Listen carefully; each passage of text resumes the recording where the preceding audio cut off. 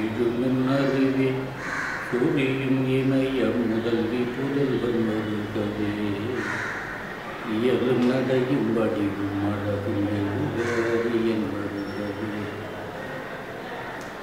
மழலை புழியும் கமல வரம் வதனன் வருக வருகவே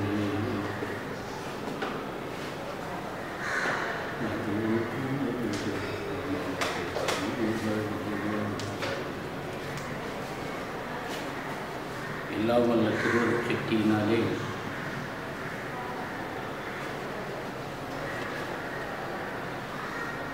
தமிழில் உள்ள நீதி நூல்களை பற்றி விரிவாக சிந்திப்பதற்கான ஒரு வாய்ப்பு ஏற்பட்டிருக்கிறது. தர்மம் வேறு, நீதி வேறு. தர்மம் எந்த காலத்திலும் மாறாதது. நீதி என்பது காலத்துக்கு காலம் கொஞ்சம் கொஞ்சம் வித்தியாசம் உடையது. கொல்லாதே இது தர்மம். ஆனால் யுத்தகலம் என்று வந்துவிட்டால் சகோதரன் என்று கூட பார்க்காமல் யுத்தத்திற்காக அந்த காரியத்தை செய்யலாம் என்று பகவான் கிருஷ்ணனே சொல்கிறார். ஆகையினாலே நீதி என்பது சந்தர்ப்பங்களிலே கொஞ்சம் மாற்றம் அடையும். அதனால் பகவத்கீதை என்பது நீதி நூல். திருக்குறள் என்பது அறம். இன்றாள் பசி காண்பான் ஆயினும் செய்யற்க சார்ந்தோ பழிக்கும். பெத்த தாய் பசியினால் துடித்து மரணப்படுக்கையில் இருக்கிறார்கள் என்று சொன்னால் கூட இப்போ ஏதாவது தப்பு பண்ணிட்டு வந்து சம்பாதிக்காதே, என்ன பண்ணுறது, அவள் வேதி போக வேண்டியதுதான், விட்டுற வேண்டியது. இது தர்மம். ஆனால் அதில் ஒரு சூட்சம் வச்சிருக்காரு. சான்றோர் பழிக்கும் வினையாக செய்யாமல் நல்வினையாக செய்து சம்பாதிக்க முடியும்னா செஞ்சுக்கன்னு அர்த்தம். நல்வினை செய்துதான் அந்த நேரத்தில் கூட நல்ல காரியம் செய்துதான் பொருளிட்ட வேண்டும். தர்மத்துக்கு சம்ஸ்கிருதத்தில் நிறைய நூல்கள் இருக்கிறது. தர்ம சாஸ்திரம் என்றே இருக்கிறது. தமிழில் திருக்குறள் இருக்கிறது. அதாவது திருக்குறளை நீதி நூல்களையும் அடக்குவது பழக்கம். தமிழில் எண்ணற்ற நீதி நூல்கள், இதில் ஔவையார் இயற்றிய நூல்கள் அதிகம். சங்க காலத்தில் ஒரு ஔவையார் இருந்தார், பிற்காலத்தில் ஒரு ஔவையார் இருந்தார். கொஞ்சம் ஔவையாரை பற்றி தெரிந்து கொண்டால் தான் நீதி நூல்களுக்குள்ளே நுழையிறது சுலபமாக இருக்கும். எவ்வளவு முதியோடாக இருந்து அவள் அனுபவத்தினாலே அந்த நீதி சொன்னாலும் அந்த நீதிக்கு எடை அதிகம். அதிகமான நெடுமானஞ்சி என்று ஒரு அரசன், அந்த ஒரு அரசனை புகழ்ந்து பாடுவதை தவிர வேறு யாரையும் பாடாத கவிதை கற்பு இருந்தது ஔவையார். அதிகமான நெடுமானஞ்சியை ஒரு மகன் புகழ்த்தெண்ணியின் தவிர வேறு யாரையும் அவர்கள் புகழ்ந்து பாட மாட்டார். மூவேந்தர்கள் ஒன்றாக சேர்ந்திருந்த பொழுது கூட ஔவையார் அவர்கள் இந்திய போன்றதும் உணர்ச்சி இதே போல நீங்கள் வாழுங்கள்னு வாழ்த்தினார்களே தவிர பாராட்டு என்பதெல்லாம் அதிகமான நெடுமானஞ்சி. அதுக்கு ஒரு காரணம் உண்டு. அதிகமான நெடுமானஞ்சி பெரிய மலை மேலே ஏறலாம். மலையிலேருந்து அந்த பக்கம் பார்த்தா ஒரு பெரிய புதர் பள்ளத்தாக்கு, இறங்கவே முடியாது. பல நூறு அடிகள் கீழே இருக்கிறது. அதிலே கருநெல்லி மரம் இருப்பதை பார்க்கலாம். சாமி பிரார்த்தனை பண்ணி கொண்டு அதில் கனி இருக்கிறதான்னு பார்க்க போகிறான். அதுலேருந்து எப்படி இறங்கினாலும் நேர் செங்குத்து. கருநெல்லிக்கனி என்பது என்னன்னா 12 ஆண்டுகளுக்கு முன்னே 12 ஆண்டுகளுக்கு ஒரு முறை ஒரே ஒரு பழம் இருக்கும். அது சாப்பிட்டவர் வந்து சாவு கிடையாது. சாவே கிடையாது. சாவு தண்ணி போகவும் இல்லை, கிடையவே கிடையாது. எத்தனை உங்கள் வேணாலும் இருக்கலாம். அப்படி ஒரு கருநெல்லிக்கனி ஆயிடுச்சு. அது பறிக்கவும் போகிறோம். பறிக்கிற வரைக்கும் இது யாருக்குன்னு அவங்க தீர்மானம் பண்ணல. கீழே இறங்கினா தெய்வ கருணையினாலே அதில் ஒரு கனி இருந்தது. கனியை பறித்து கொண்டு அது நசுங்காமல் மேலே ஏறலாம். ஏறி அரண்மனைக்கு அந்த கனியை எடுத்துகிட்டு வந்தோம். ஔவையார் கூப்பிட்டான். நான் அரசன், நான் வாழ்ந்தால் அரசாட்சி தான் நடத்துவேன், நீங்கள் வாழ்ந்தீங்கன்னா தமிழாட்சி நடத்துவீர்கள், உலகத்துக்கு நிறைய நியாயங்களை எடுத்து சொல்வீர்கள், நீங்கள் சாப்பிடுங்கன்னு கொடுத்துட்டான்.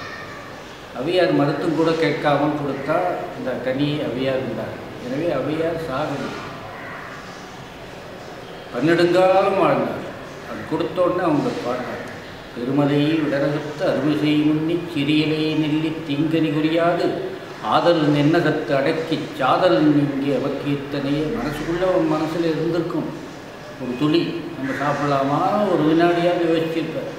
ஆனால் அதை எப்படியோ அடக்கி கொண்டு எனக்கு சாவில்லாதபடியாக இந்த கனியை கொடுத்தாயே என்று அவையார் சொன்னார். அதனால் அவர்கள் இறக்கவே இல்லை. எத்தனை வயசு வரைக்கும் தான் ஊர்வலத்தில் இருக்கும். இத்தனையும் ஔவையார் என்ற சொல்லுக்கு கல்யாணமாகாதவள்னு அர்த்தம். முதிர்கண்ணின்னு இப்போ சொல்கிறோமே, அதுதான் ஔவையார். கல்யாணம் செய்து கொள்ளாதவர்கள், தமிழுக்காகவே வாழ்ந்தவர்கள், பன்னெடுங்காலம் இருந்தார்கள். ஒரு காலத்தில் சங்க இலக்கியங்கள் காலத்தில் சங்கம் இலக்கியங்கள் பாடினார்கள். பின்னே அந்தந்த காலத்துக்கு தகுந்த இலக்கியங்கள் பாடினார்கள். ஒரு காலத்தில் அவருக்கு யோகம் ஞானம் கைவரப்பெற்று யோக இலக்கியங்கள் எழுதினார்கள், வைத்தியங்களை பெற்று வைத்திய இலக்கியங்கள் எழுதினார்கள். காலாகாலம் அப்படியே எழுந்து கிட்டத்தட்ட 9 நூற்றாண்டுகள் வரை வாழ்ந்து, இன்னும் ஆயிரக்கணக்கான வருஷம் வாழ்ந்து, அதற்கு பிறகு முருகப்பெருமான்ட்டே இருக்கிறார். இன்னமும் தின்னதனால் வாழ்ந்துகிட்டே இருக்க போதும் இந்த உலகத்தில் இருந்தது. முருகப்பெருமானுடைய அருள்னாலே வேண்டி முருகனோடு போனார்களே தவிர அவர்கள் மரணிக்கவில்லை, கரியத்தோடு போயிட்டார்கள். அப்படி ஒரு நெல்லி நாட்டில் இருந்திருக்கிறது, பாட்டில் ஆதாரம் இருக்கிறது. அவர்கள் அத்தனை காலம் இது விவரம் புரியாமல் ரொம்ப பேர் என்ன பண்ணுறாருன்னா, அந்த காலத்தில் ஒரு அவையார், அடுத்த காலத்தில் ஒரு அவையார், அடுத்த காலம் எப்படியா இருக்க மொழி நடை வித்தியாசம். ஆமாம், நான் சின்ன பிள்ளையாக இருந்தபோது தூய தமிழில் பேசிக்கொண்டிருந்தேன். சென்னையில் வந்து வாழும்போது ரெண்டு ஒரு ஆங்கில வார்த்தை கலந்து பேசுகிறேன்.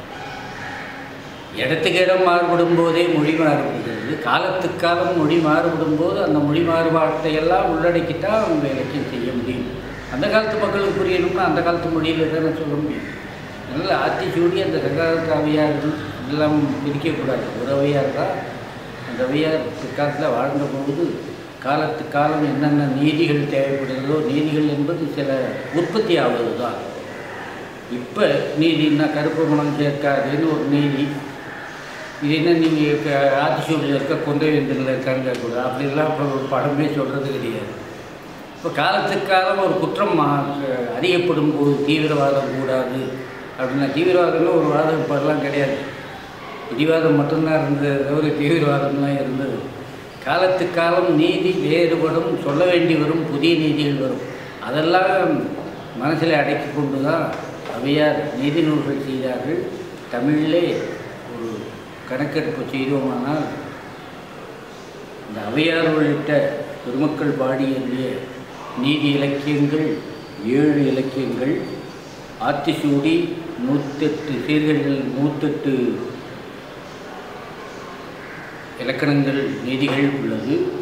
கொன்றைவேந்தன் 91 இலக்கணங்கள் உள்ளது. 3 சீராக 2 சீராக இருப்பது ஆத்திச்சூடி, 3 சீராக இருப்பது கொன்றைவேந்தன்.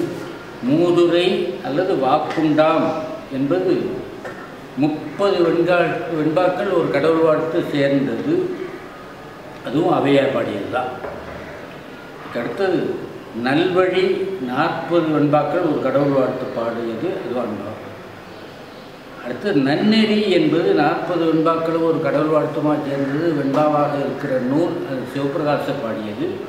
கொன்றைவேந்தன் அல்லது நருந்தொகைன்னு பேர். அதிவீரராம பாண்டியனார் பாண்டது 82 குழுக்களும் 2 குழுக்கள் அதிகமாகவும் இருக்கும், 4 சீர்களாக இருக்கும். உலக நீதி என்பது 13 விருத்தங்கள் ஒரு குழு கொண்டது, உலகநாதர் என்பவர் இயற்றியது. இது ஒரு வகை. அதுக்கடுத்து 14 கீழ்கணக்குன்னு சங்ககாலத்தை ஒட்டிய சங்கம் மருவிய காலம் அப்படின்னு சொல்லுவார். கிபி 1ஆம் நூற்றாண்டு தாண்டிட்டாலே சங்ககாலம் சொல்லக்கூடாது. நம்ம ஏன் ஆங்கில ஆண்டுகளை ஒத்துக்கொள்கிறோம்னு சொன்னால், நமக்கும் அந்த கிறிஸ்து ஆண்டுகள் ஒரு விதத்தில் பொருந்தி வருது. ஒன்று ஒன்று ஒன்று இருக்க இயேசு கிறிஸ்துலேருந்து வர்றதுனால அதுக்கு முன் வரைக்கும் தான் சங்க காலம். அதுக்கு பின்னிலேருந்து நம்ம பொறுத்தளவுக்கு சங்கம் மருவிய காலம், சங்கம் தேய்ந்து போன காலம் என்று சொல்லுவார். அதை காப்பிய காலம் என்று சொல்லுவாங்க. 1-2 நூற்றாண்டுகளில் காப்பிய காலங்கள். அதுக்கு பிறகு சமணர்கள் ஆதிக்கம் அதிகமாக போச்சு. சமணர்கள் ஆதிக்கம் அதிகமாக போனால் அப்போ தான் பள்ளின்னு பேர் வந்தது. பள்ளின்னா படுக்கன்னு தான் பேர், பள்ளி கொண்டான் படுக்க தான் பேர். ஆனால் அவர் படுத்து கொண்டே தான் எல்லாருக்கும் பாடம் சொல்லுவார். சமணர் குகைகளிலே படுத்து கொண்டு பாடம் சொல்லுவார். அதனால் அவர்கள் ஆடை அணிய மாட்டார்கள். அதனால் அவங்க இருக்கிற இடத்துக்கு தான் நம்ம போகணும். நம்ம இருக்கிற இடத்துக்கு அவங்க வரமாட்டாங்க. அவங்க இருக்கிற இடத்துக்கு நம்ம போகணும். பள்ளியிலே இருக்கிற கூடம், பள்ளி கொண்டு இருக்கும்போது பாடம் சொல்லி கொடுக்குற கூடம் ஆகியனால பள்ளிக்கூடம்னு என்ற பெயர் அப்போ தான் வந்து. பாடசாலை என்பது தான் சரியான பெயர். நமக்குள்ள சமஸ்கிருத பெயர் பாடசாலை. பள்ளிக்கூடம் என்பது சமணர்களால் வந்த பெயர். அவர்கள் தன்னுடைய சமயத்தை சார்ந்ததாக நூல்கள் எல்லாம் பாடினார்கள். அது ஒரு காலம். அதை நம்முடைய இலக்கியத்திலையும் இலக்கணத்திலையும் அதை ஒரு இருண்ட காலமாகத்தான் சொல்கிறது. இங்கே நாடாட்சிகளிலே கூட அதை இருண்ட காலம் என்றுதான் வரலாற்று ஆசிரியர்கள் சொல்வது. களப்பர்கள் ஆட்சி கொண்டிருந்த காலம் ஆகியனாலே இதை இருண்ட காலம் என்று சொல்வார்கள். அதுக்கு பிறகுதான் 17 கீழ்கணக்கு நூல்கள் வந்தது. இந்த 17 கீழ்கணக்கு நூல்கள் என்ற 18 நூல்களும் நீதி நூல்கள் அல்ல. 19 18 நீதி நூல் சொல்வார்கள். 18 நீதி நூல்கள் அதில் 9 நூல்கள் தான் நீதி நூல். மீதி 8 நூல் அகப்பொருள் நூலும் புறப்பொருள் நூலும் கடந்து. களவழி 40 புறப்பொருள் யுத்தத்தை பற்றியது. மீதெல்லாம் வந்து அகப்பொருள் நூல்கள். இந்த 17 கீழ்கணக்கு நூல்களில் திருக்குறள் அடங்காது. எல்லாம் 17 கீழ்கணக்கு நூல்களில் திருக்குறள் ஒன்று என்று சொல்லிவிடுகிறார். 4 அடி 4 மணி 440 முப்பால் கடுகும் கோவைங்கிறத முப்பால்னு தனியாக நிறுத்தி கொண்டு அது திருக்குறளை சொன்னது. எந்த காலத்து புத்தகம் திருக்குறள். அதை கொண்டு போய் கிமு 4ஆம் நூற்றாண்டு புத்தகத்தோடு கொண்டு போய் சேர்த்தா கபில பரணர் எல்லாருக்கும் பின்னடியாக திருவள்ளுவர். அப்படி இல்லை. அந்த நீதிகளும் அப்படி இல்லை. அதனால் அது வந்து முற்காலத்து சங்கத்துக்கு முற்பட்ட காலத்து இலக்கியமாகத்தான் கொள்ள வேண்டும். வெறும் வரலாற்றை மட்டும் பார்ப்பவர்கள் அப்படி கொள்வதில்லை. முப்பால் கடுகம்னா 3 நீதிகளை சொல்லக்கூடியதாகிய திரிகடுகம்னு அர்த்தம். திரி என்ற வார்த்தைக்கு முப்பால்னு வார்த்தையை போட்டார். 3ஆக இருக்கிற கடுகம் திரிகடுகம், முப்பால் கடுகம். அப்படி பார்த்தோம்னா இந்நிலைய காஞ்சியோடு ஏலாதி என்பவைன்னா இந்நிலையை 17 கணக்கில் சேர்த்தா ஏலாதியை சேர்க்க மாட்டாங்க. ஏலாதியை சேர்த்தா இந்நிலையை சேர்க்கணும். ரெண்டுத்தையும் சேர்க்கணும். ரெண்டுத்தையும் சேர்த்தா தான் 18 வரும். அப்போ திருக்குறள் என்ற நூலை முப்பால் கடுகும் கோவை என்று ஒரு சொல்லாக ஆக்கி முப்பால் கடுகும் என்று திரிகடுகம்னு வைத்துக்கொண்டால் 18 நூல்கள் சரியாக வரும். இருந்தாலும் கூட நம்ம நீதி நூல்களில் ஒரு தலைமையான நீதி நூலாக என்ன அறமும் நீதியும் கலந்து வருவதனாலே அதை தலைமையான ஒரு நீதி நூலாக என்ன மனு நீதியில் இருக்கிறதெல்லாம் பொறுப்பாளில் நிறைய சொல்கிறார். மனு தர்மத்திலே சொல்லப்பட்டிருக்கிற அரசாட்சி முறைகள் எல்லாம் பொறுப்பாளில் நிறைய வருவதனாலே அது நீதி நூலாகும். அறத்துப்பாலை பார்த்தா தர்மசாஸ்திரமாக இருக்குது, பொறுப்பாலை பார்த்தோம்னா நீதியாக இருக்கிறது. எனவே நீதியும் அறமும் கலந்திருக்கிற அந்த நூலையும் நம் நீதி நூல்களிலேயே கணக்கில் எடுத்துக்கொள்வோம். இப்படி எடுத்துக்கொண்டால் 18 நூல்கள் வரும்.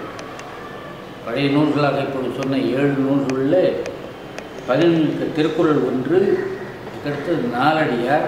நாலடியார் என்பது சமண சமய இலக்கியமாக இருந்தாலும் பொதுவான நீதி நூல்களுக்கு சமணம் நிறைய இல்லை. இதில் கொஞ்சம் தான் இருக்குது. விதிக்கோட்பாடு சொல்லும்போது சமண சமயம், சமணம் என்பது நிரீச சமயம் என்று சொல்வார்.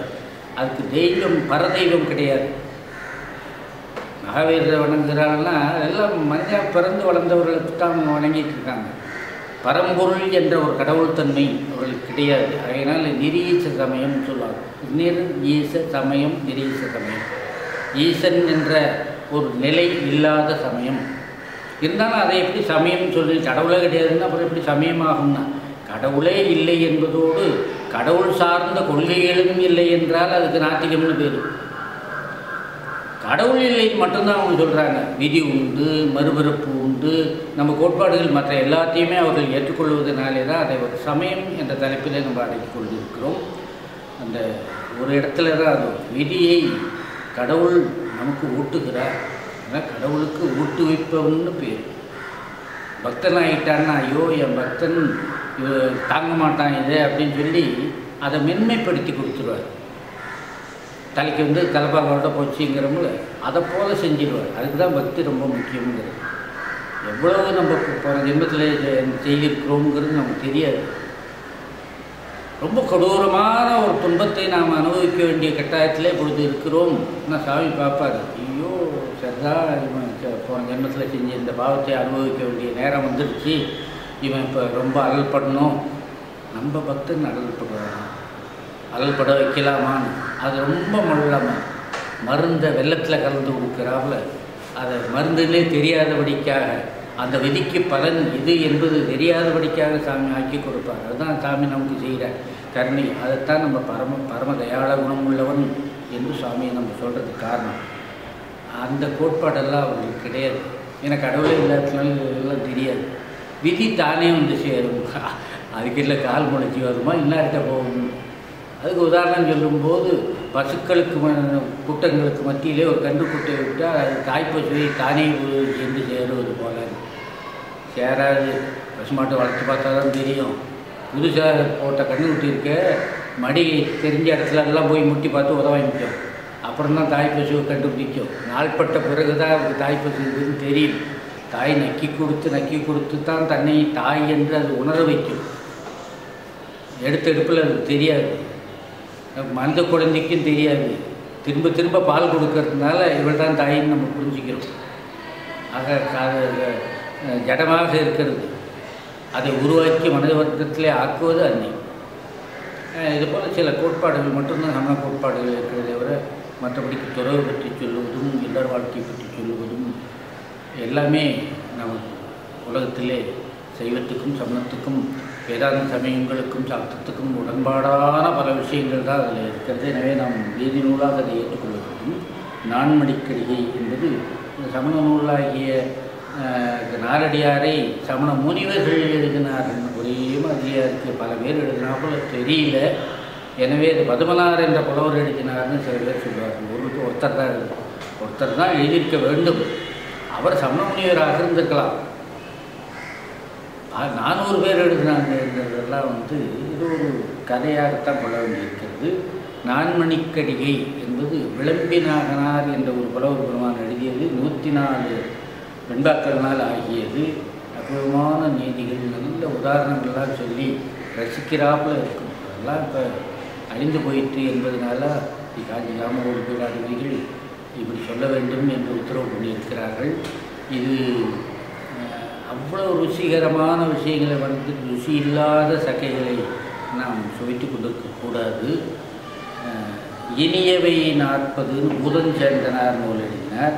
அதில் எதெல்லாம் நல்ல விஷயங்கள்னு பட்டியல் போட்டுருவோம். ஒரு பாட்டில் 4 நாளாக இருக்கும்.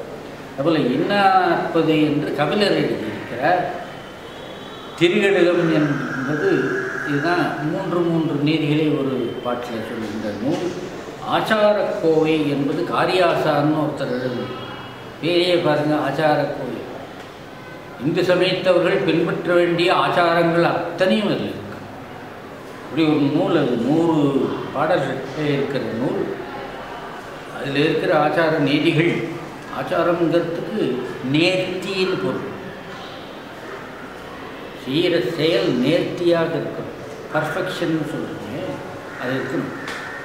செஞ்சு முடிச்சோங்கிறது ரொம்ப முக்கியம் இல்லை. பர்ஃபெக்ஷன் இல்லைன்னா செஞ்சோம் ஒன்று தான், செய்யாமல் இருக்கிறதும் ஒன்று தான். அந்த நேர்த்தி, வாழ்க்கை நேர்த்தி என்ன? வைகரை துயிலெடு வியார் சொல்கிறாங்க. விடிய காலில் தூக்கி எழுதுறது வாழ்க்கையில் ஒரு நேர்த்தியான விஷயம். இல்லை தூக்கம் வருதுன்னு நீ உடம்புக்கு அடிமையாகிற. 10 நாள் சேர்ந்தாப்புல விடிய காலில் எழுந்து பார். 10 நாள் சிரமம்தான். அதுக்கப்புறம் உனக்கு வெளியிலே தூங்க முடியாது. உன்னுடைய சரீரம் பழக்கப்பட்டு போகும். அதுக்கு சரீரத்தை நாம் பழக்க வேண்டுமே தவிர, இங்கே நாம்னு சொல்லுவது ஆத்மாவை சொல்கிறேன். ஆத்மா உள்ள இருந்துட்டு இந்த இது போடுறதுக்கெல்லாம் அதுவும் பதில் போட்டுக்கிட்டு இருக்கக்கூடாது. அது வளைக்கணும் உடம்பை. அதுதான் நேர்த்தின். காலையிலேருந்து நாம் என்னென்ன காரியங்களும் எந்தெந்த நேரத்தில் செய்யணும் என்ற ஒரு நேர்த்தி இருக்குமானாலே வாழ்க்கை வெற்றி பெறும். இன்னும் நேரம் இப்படி நடந்து கொள்ள வேண்டும் என்ற நேர்த்திகள் வர வேண்டும் என்பதை இந்த காலத்திலேயே ஆச்சாரக்கோவை என்பது காரியாகான் சொல்லியிருக்கிறார். பழமொழி 400 அந்த காலத்தில் இருந்த பழமொழிகளை சொல்லி அந்த பழமொழிகளை வைத்துக்கொண்டு நீதி சொல்வது.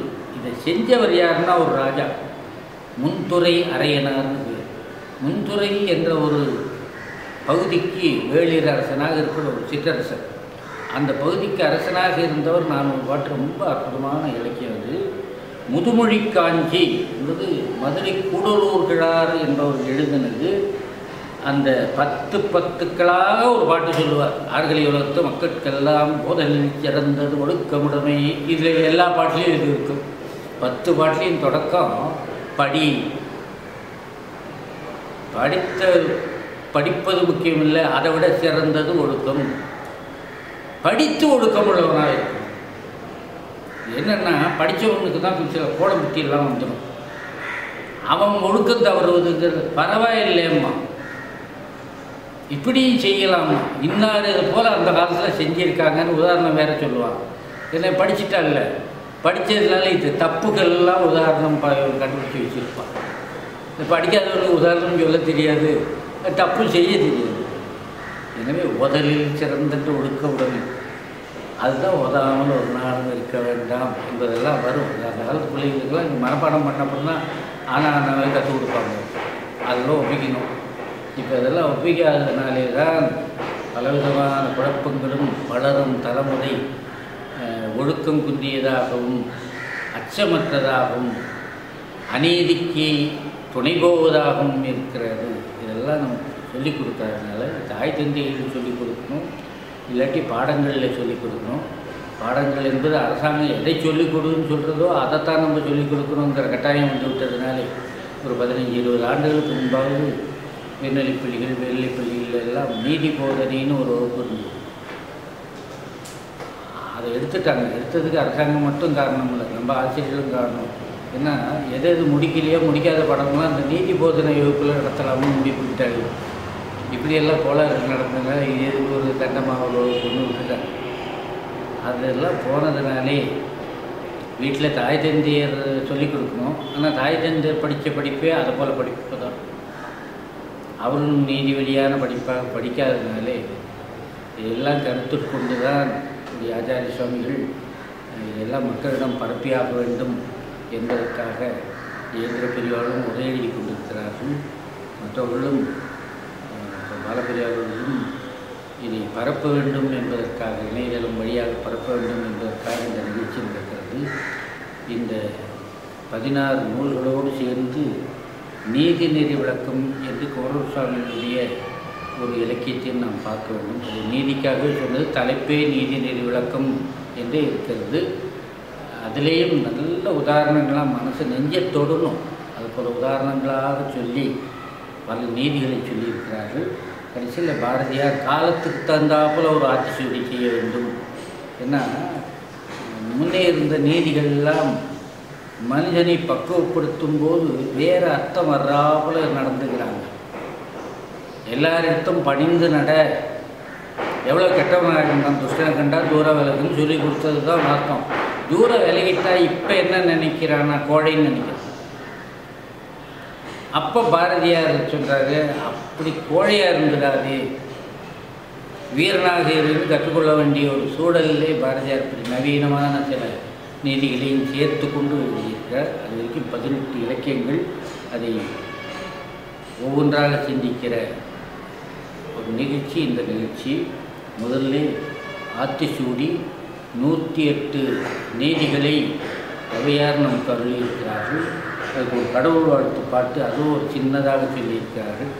ஆத்திசூடி அமுந்த தேவனை ஏத்தி ஏத்தி தொழுவோம் யாமே. என்ன தெய்வம்னு சொல்லவே இல்லையே. ஆத்திமாலையை சூடிக்கொண்டு அமர்ந்திருக்கிற கடவுளை நாம் திரும்ப திரும்ப புகழ்ந்து வணங்கி, ஆமாம் சரி வணங்கும் புகழ்ந்து, நீங்கள் எந்த சாமியை சொல்கிறீங்கன்னு எனக்கு புரியலையே. ஆத்தி சூடி இருக்கிறார், சிவபெருமான்னா கொன்றை மலர் மாலையை சூடியிருக்கிறார், திருமான்னா துளசி மாலையை சூடியிருக்கிறார். இன்னும் ஆத்திமாலை யார் சொல்லணும்? ஆத்திமாலையை பரம்பொருளாக இருக்கிற நிலையிலே, யோக நிலையிலே பரமேஸ்வரன் சூடியிருப்பது ஆத்திமாலை. யோக நிலையிலே இருக்கிற பெருமானை நாம் வணங்குவோம்.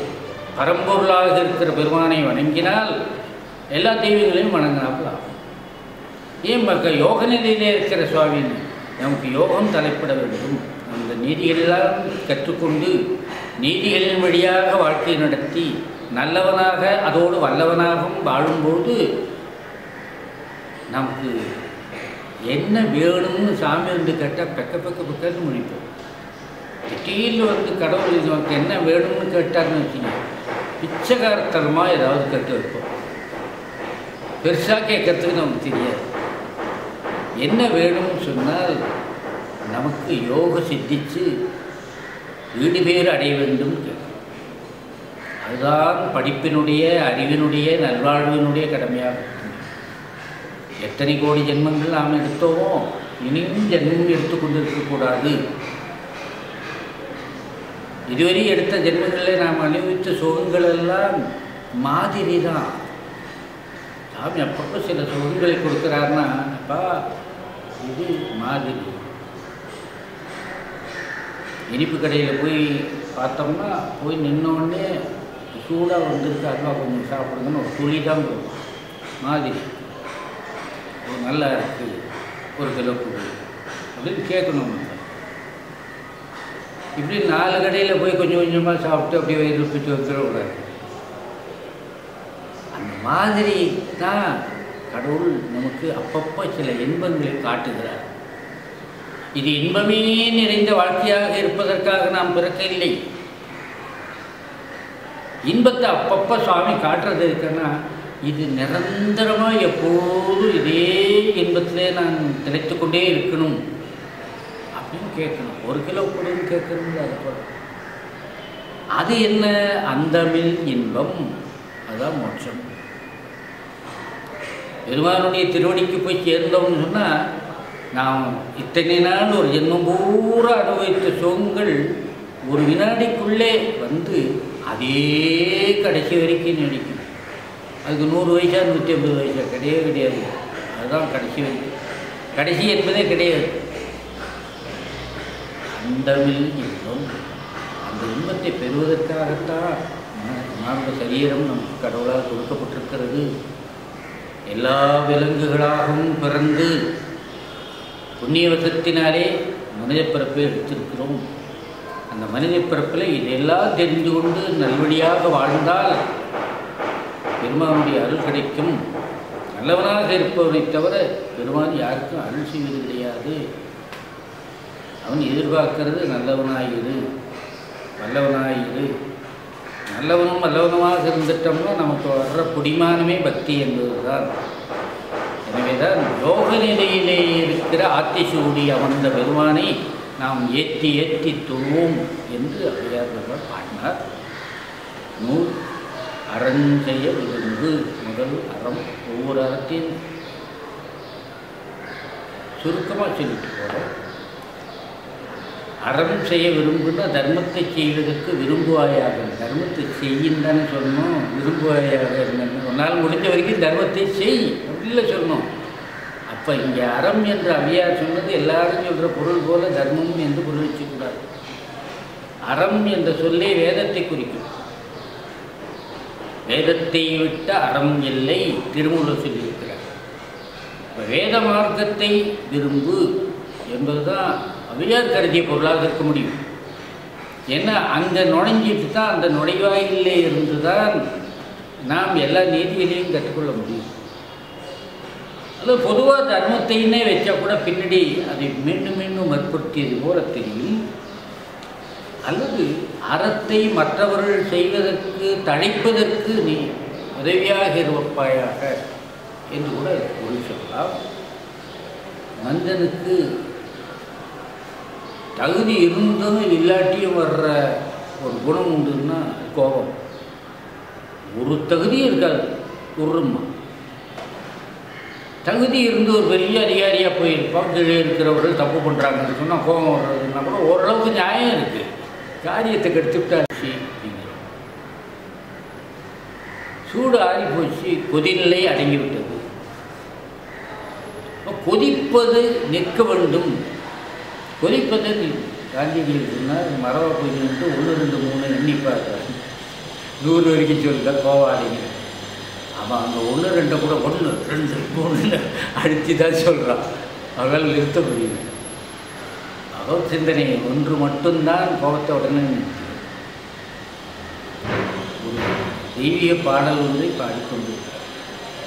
கோபம் நிறுத்தி கோபம் நிறுத்தணும் மறுசிந்தனை பண்ணிப்பார். இப்போ நம்ம கோபிச்சது எதனால், கோபிச்சதுனால இந்த காரியம் நடக்குமா? கோபம் காரியத்தை கெடுக்குமே தவிர நடக்காது. நிறைய அனுபவம் உள்ளவனுக்கு தெரியும். தப்பு தான் பண்ணியிருக்கான் வார்த்தவன் தான் தவறு. ஆனால் இப்போ சுட்டி காட்டாது. இது நேரம் காரியத்தை வென்று முடித்து அதுக்கப்புறம் ஆறுவதாக இருக்கணுமே தவிர அடக்குவதாக இருக்கக்கூடாதுன்னு அர்த்தம் இருக்குது. கோபத்தை அடக்காத, இருதயத்துக்கு நல்லது இல்லை. அடிக்கடி கோபத்தை அடக்குனான்னு சொன்னால் இருதய கோளாறு வரும். அப்படி அடக்காத, கொஞ்சம் கொஞ்சமாக தனித்தல் என்பது தான் ஆறுவது என்பது போல். இயல்வது கரவேல். இயல்வது தான் அவனுக்கு அதனால் முடிஞ்சதை கொடுக்கறத பற்றியே சொல்லியிருந்தா சம்பாதிக்கிறத பற்றி இல்லையே முதல்ல சொல்லணும். சம்பாதிக்கிறதுக்கு வழியே சொல்லாமல் இப்படி கொடுக்கறதுக்கு கொடுன்னு எங்கே நான் சொல்கிறது. ஒரு நடைமுறை சாத்தியமும் பார்க்கணும். இதில் எல்லாம் இந்த இயல்வது கரவேல்னா உன்னால் என்ன இயலுமோ அதை மறைக்காதுன்னு அர்த்தம். நான் கையில் கடிகாரம் கட்டியிருக்கேன். ஒருத்தவங்க பிச்சைக்காரன், ஐயா சாமி மணி என்னன்னு கேட்குறேன். நல்ல வேலை மணி கேட்காம மணியாவது கேட்டேன்னு சொல்லி மணி 3ன்னு சொன்னோம். நம்ம என்ன சொல்லுவோங்கிறீங்க? பிச்சைக்காரனாக இருக்கிற காரணத்தினாலே இப்போ மணி தெரிஞ்சு எந்த ஆஃபீஸுக்கு போக போகிறாரு? இதுக்கு இப்படி தான் கேட்போம். அது ஏதோ ஒரு காரணத்தினால்தான் நேரம் தெரிஞ்சுக்கணும்னு நினைக்கிறான். முன்னால் இயன்ற காரியம் தானே இது. அதையே மறைக்கிற. இதுக்கு ஒரு காலம் செலவாக போகிறது இல்லையா உனக்கு? பெரிய நகரங்கள் எல்லாம், சென்னை போன்ற நகரங்கள்லாம் பக்கத்து தெருவாக இருக்கும். இந்த தெருவுக்கு எப்படி போகிறதுன்னு நம்ம அங்கேயே நின்றுட்டு இல்லையே இங்கே தான் வந்துருக்கீங்க அப்படி திரும்புங்க, அதுதான் அந்த தெரு சொல்ல மாட்டாங்க. ஒரு முறைச்சிட்டு இது அவன் என்னமோ பெரிய கவர்னர் வேலை பார்க்குறாங்களையோ, நம்ம குறுக்கீடாண்டுன்னு அவனுடைய மணிக்கணக்காக நேரத்தை வீணாக்கிட்டது போலையோ இப்படியே கற்பனை பண்ணும்.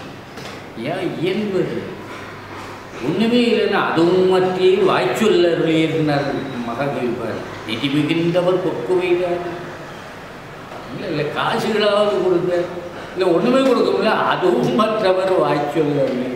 வாயால் அதுக்கு ஒரு உதவி செய்யணும். அக்கம் பக்கத்தில் கூப்பிட்றாங்க, ஒரு சின்ன வேலை வைக்கிறாங்கன்னா, இப்போ நான் வேலையாக இருக்கேன், ஒரு 5 நிமிஷம் கழிச்சு வரலாமா, இந்த வேலையை முடிச்சுட்டு வரலாமான்னு அவங்கள்ட்ட கனிவாக கேட்டு அதுக்கப்புறம் போய் அந்த காரியத்தை செய்து முடியும். இதுதான் இயல்வதுன்னு. சரீரம் இருக்கும்போது கேட்குறாங்க, சரீரத்தினால் இது முடியும் இது கேட்குறாங்க. இதுதான் இயல்வது கரவேலுக்கு. வெறும் பணத்தை கொடுங்கள் என்பது மட்டும் பொருள் அல்ல. ஈவது விளக்கேல் இது ரொம்ப முக்கியமானது. கொடுப்பது அடுக்கறுப்பான் சுற்றம், உடுப்பதும் உண்பதும் இன்றி கெடும். இந்த இடத்துல திருவள்ளுவர் கோபமே வருது. இந்த நீர் சொல்லும்போது எவ்வளோ கொடுக்கலாம், இந்த வேலை செஞ்சுருக்காங்க பாவம், என்ன கொடுக்குறதுனா ஐயா பார்த்து கொடுங்கன்னு சொல்கிறான். இந்த வேலைக்கு எவ்வளோ கொடுக்கலாம் அப்படின்னு ஒரு நண்பனை கேட்டோன்னு வச்சுக்கோங்க. ஏன் அவனையே கேட்கறது? அவன் தயங்கி இருக்கு, ஒரு 500 ரூபா கொடுங்க. பக்கத்தில் முதல்ல என்ன கொடுக்கலாங்கும் போது பதில் சொல்லாதப்ப இப்போ என்ன பண்ணுறான்? 50 ரூபா இருக்கு. இதை கொடுப்பது அடுக்கறுப்பான்னு சொல்லிட்டோம். கொடுக்கணும்னு நினச்சோம் 1000ன்னு நினச்சத இவன் 50 கூட நிறுத்தும். 50 தான் இதுக்கு நியாயம் போல் இருக்குது. நம்ம தான் அநியாயமாக கொடுக்கலாம்னு நினச்சிட்டோம்னா ஒரு எண்ணத்தை வேற உண்டாக்கிறோம். உழைப்பாளி கொடுப்பது, ஏழை கொடுப்பது, தகுதியானவன் கொடுப்பது, கொடுப்பவனே தீர்மானிக்க வேண்டுமே தவிர மற்றவர்கள் நிர்ணயித்து சொல்லாதீர்கள் அர்த்தம். பெரிய ஒரு நிர்வாக விஷயம். அவனே தான் தீர்மானிப்பான். அவன் கருணை அடிப்படையிலே தீர்மானிப்பான். நீங்கள்லாம் பணி அடிப்படையில் அளவுகோல் அடிப்படையிலே தீர்மானம் முடியும். இந்திய நாட்டிலே தொடக்கத்திலே இருந்து இன்று வரைக்கும் சம்பள விஷயங்களில் தப்பான ஒரு விஷயம் இருந்து கொண்டே இருக்குது. அதை யாராலும் மாற்ற முடியாது. தகுதிக்கு சம்பளமா, உழைப்புக்கு சம்பளம். உழைப்புக்கு என்று இன்னும் வரவே இல்லை. அட்டையை பார்த்து சம்பளம், சர்டிஃபிகேட்டை பார்த்து தான் சம்பளம். உடல் உழைப்பு, மூளை உழைப்பு, இது ரெண்டுத்தையும் கூட்டி பார்த்து இந்த உழைப்புக்கு இவ்வளவு ஊதியம் என்று நினைக்கிற யோகியதை உள்ளவன் இல்லை.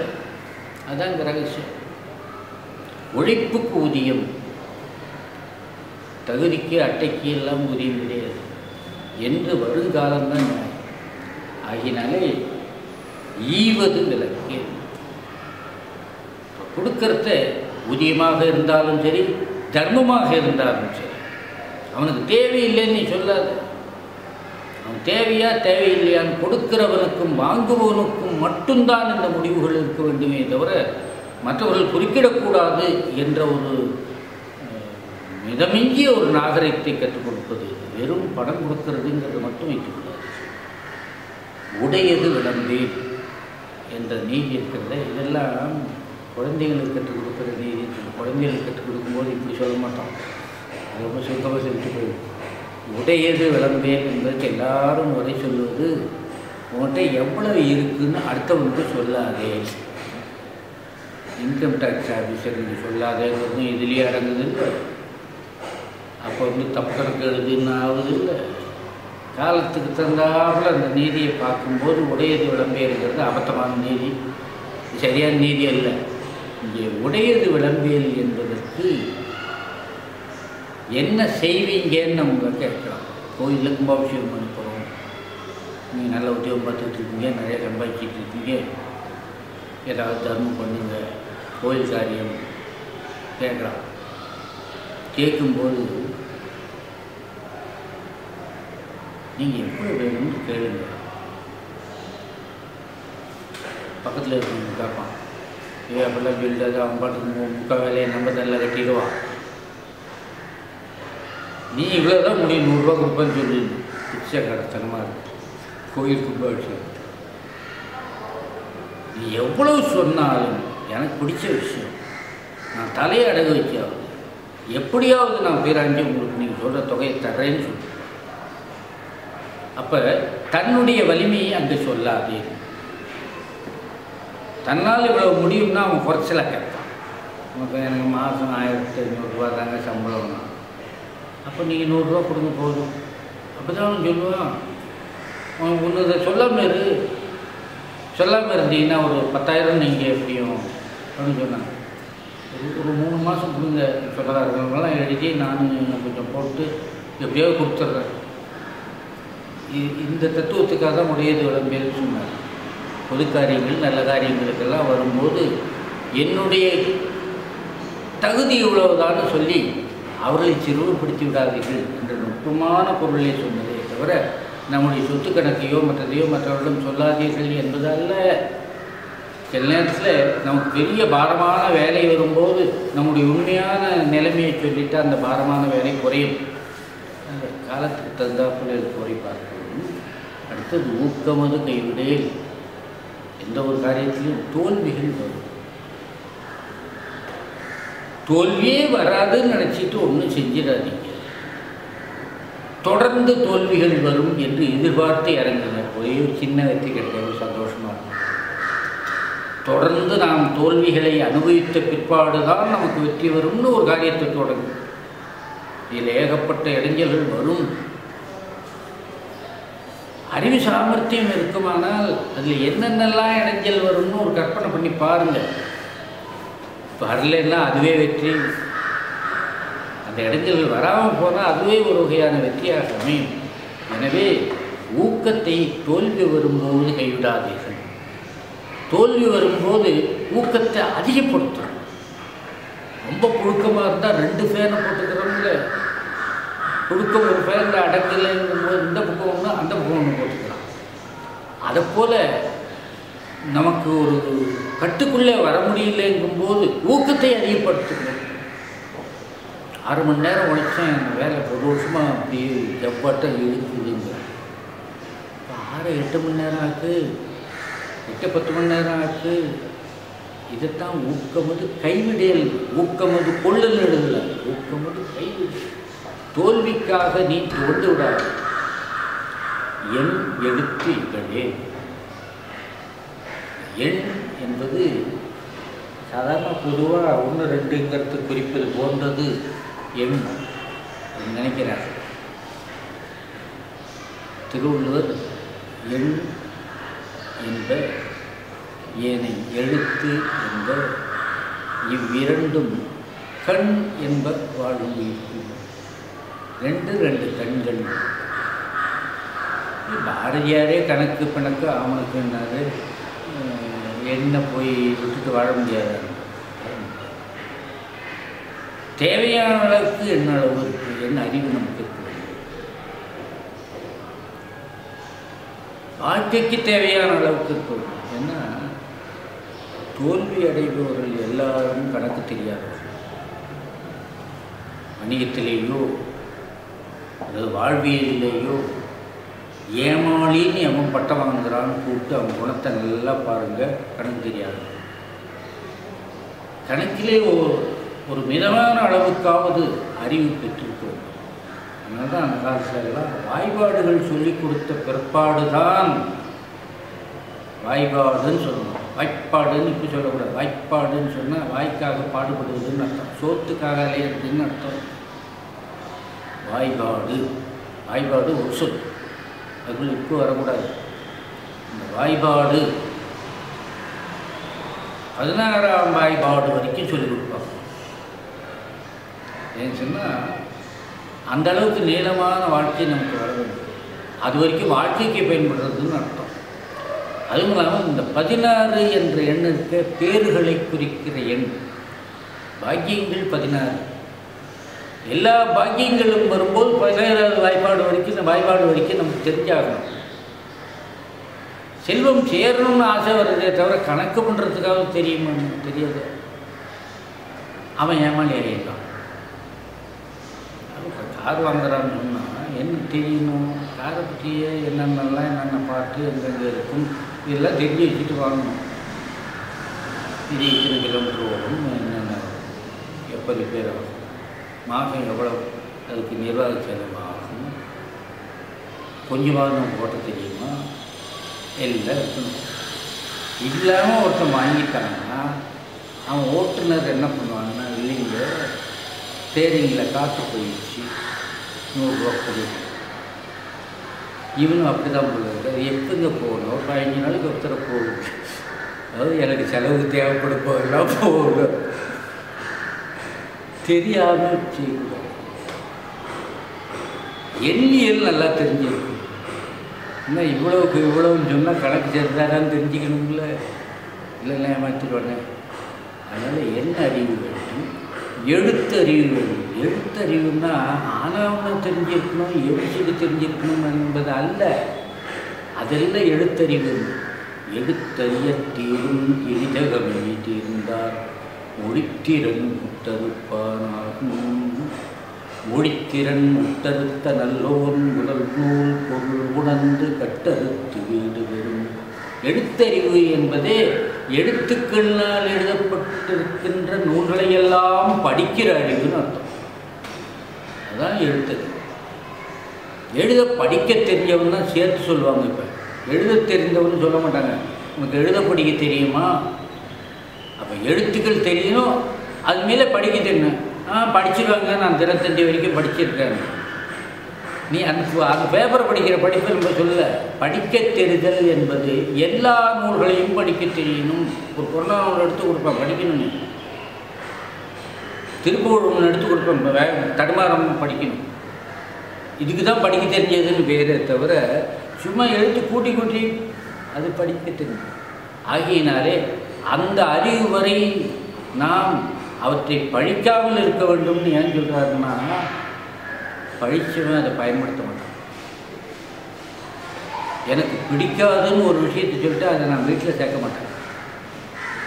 என்னையும் எடுத்தையும் நான் பழித்து விட்டேன்னு சொன்னால் வீட்டில் சேர்க்க மாட்டேன்.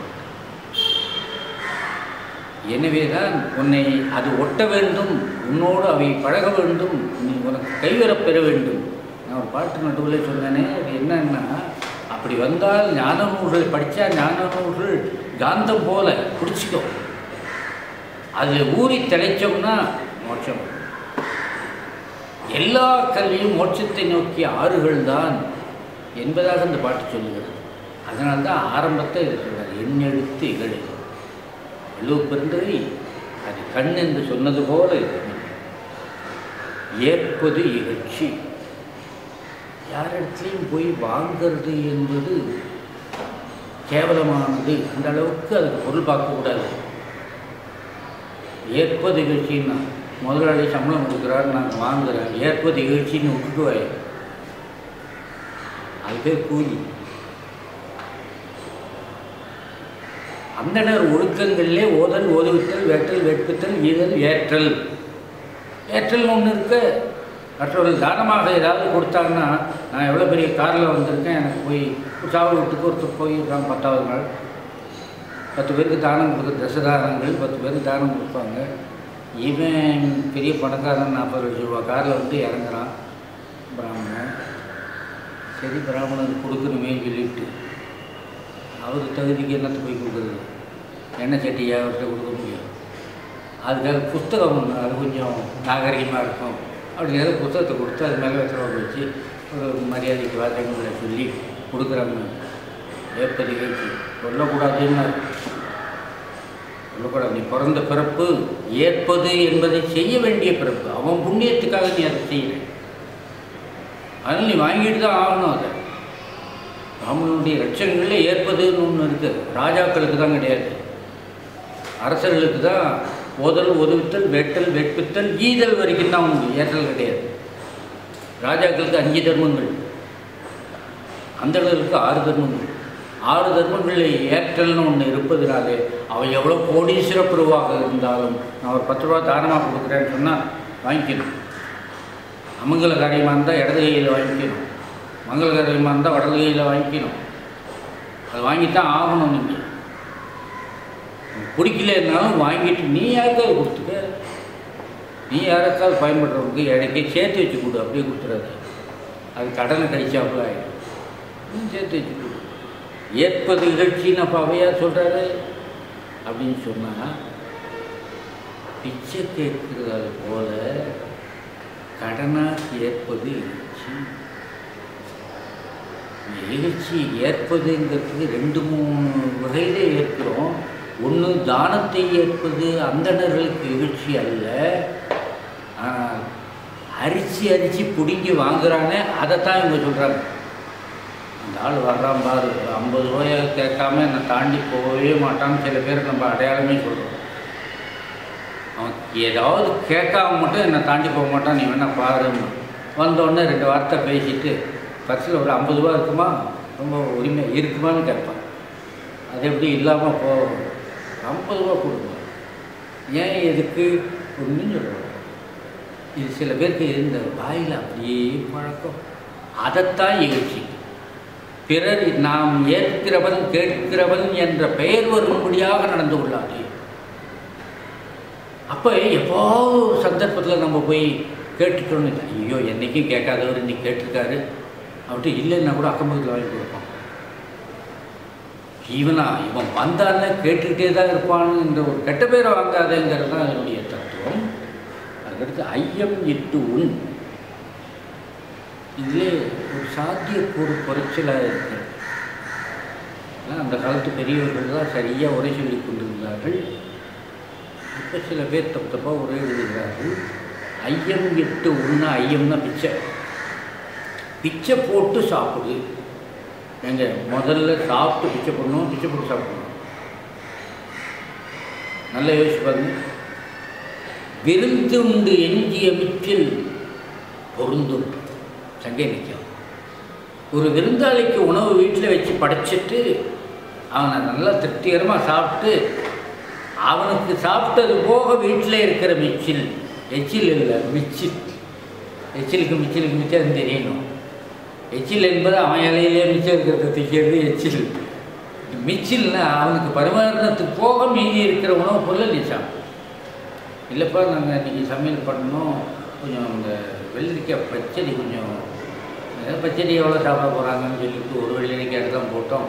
அந்த ஆள் திரும்ப போடுன்னு அது பூராவும் சாப்பிட்டுட்டான். அதுக்காக தான் நீ அவன் சாப்பிட்ட பிறகு சாப்பிடணும். விருந்தாளி என்ன விரும்பி சாப்பிடுறானோ அது பூராவும் செலவழிஞ்சாலும் பரவாயில்ல, மிச்சம் இருக்கிறத நீ சாப்பிடும். அதுக்கு பேர் தான் மிச்சம். ஐயம் இட்டு ஒன்றா பிச்சைக்காரனுக்கு போட்டுட்டு அதுக்கப்புறம் தான் பூரா சாப்பிடணும்னு என்ன நல்ல ஊரில் இருக்க பிச்சைக்காரன் இப்போவே ரொம்ப கொடுத்துருக்கான். பேங்க் அக்கௌண்ட்டு காரெல்லாம் வச்சு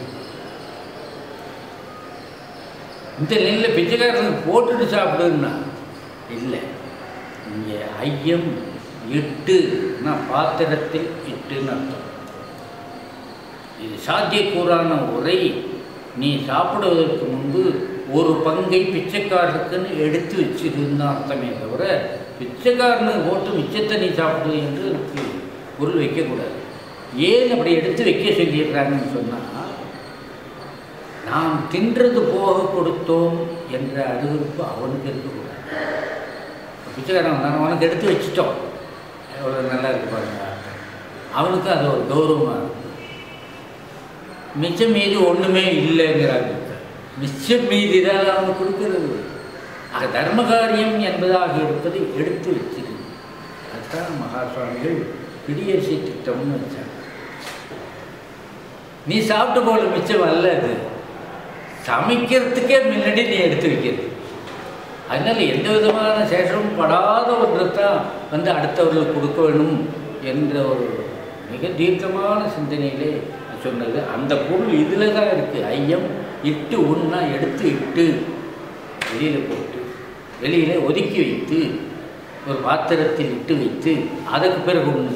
ஏன்னா முன்ன சொன்னது போல் இதுலேயும் ஒரு இடைஞ்சல் வரும். காரைக்கால் அம்மையாருடைய கணவன் ஒரு 2 மாம்பழம் அரைச்சான். ஒரு மாம்பழம் தின்னுட்டு நல்லா இருந்தால் இன்னொன்னையும் போடன்னா என்ன மோசமான கேள்வி அது. உனக்கு ஒன்று எனக்கு ஒன்று தான் அனுப்பிச்சான். அப்புறம் அவளுக்குள்ள பங்கையை நீ கேட்குறியா? அது என்ன நியாயம்? இந்த பயிர் இருக்க ருசி நல்லா இருந்துச்சுன்னு சொன்னால் அடுத்தவனுக்கு இருக்கான்னு யோசிக்காமல் தின்னோம். குடிக்கி தின்றோம். கொண்டாட்டியாச்சே பிள்ளையாச்சேன்னு கூட பார்க்க மாட்டான். கருணையே இருக்காது. அது இப்படி ஏதாவது ஒன்று நல்லதாக இருந்து இவன் பூரா தின்னிடக்கூடாது. இவங்க 2 பேருமே பிச்சைக்காரனுக்கும் வேணுங்கிறதுக்காக எடுத்து வச்சிருக்கணும். எடுத்து வச்சதில் எடுத்துக்க மாட்டானோ?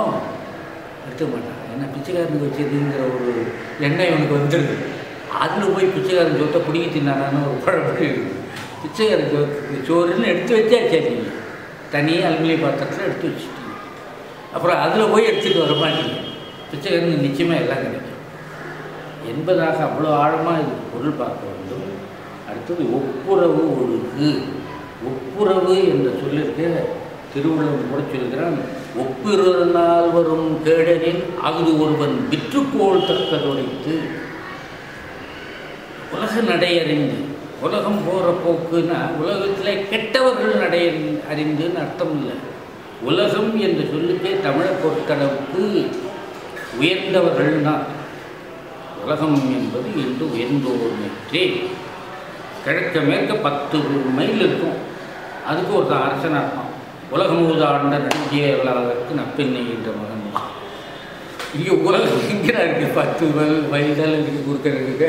இது உலகம் இருக்கிறீங்க அப்படின்னா உலகம் அங்கே இருந்தவர்கள் அந்த 10 மைலாக இருந்தாலும் அதுக்குள்ளே இருந்தவர்கள் நல்லவர்கள் அர்த்தம்.